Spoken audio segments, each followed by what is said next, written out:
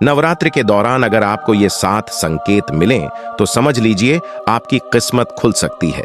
देवी माँ आप पर किस बात से प्रसन्न होती हैं, यह आपको मिलने वाले संकेतों पर निर्भर करता है। नवरात्रि के मौके पर भक्त देवी को प्रसन्न करने के लिए तमाम उपाय करते हैं। कोई 9 दिनों तक व्रत रखता है तो कोई पूरे विधि विधान से पूजा अर्चना कर अपनी भक्ति दिखाता है।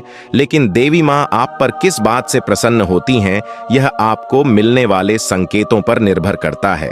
वैसे तो सपने में सांप का काटना अशुभ माना जाता है, लेकिन सपने में सफेद या सुनहरा सांप देखना शुभ माना जाता है।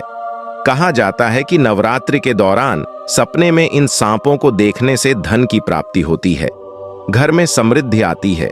सुनहरे और सफेद सांपों को देवी लक्ष्मी का प्रतीक भी माना जाता है, इसलिए नवरात्रि पर ऐसे सपने देखना बहुत फलदायी माना जाता है।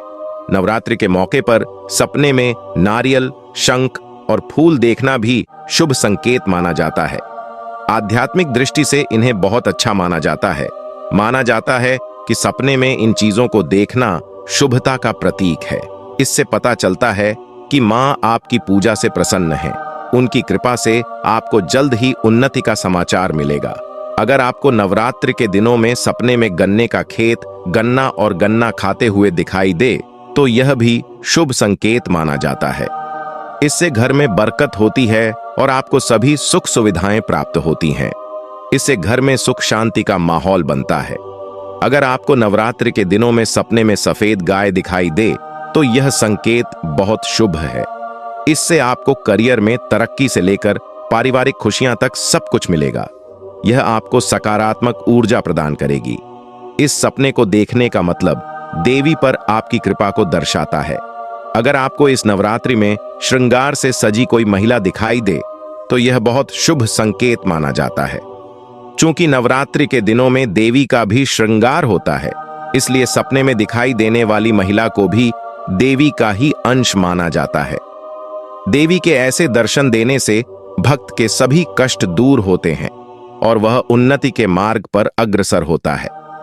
अगर आपको नवरात्रि के दिनों में दूध, दही और मक्खन से भरा बर्तन दिखाई दे तो यह शुभ संकेत माना जाता है।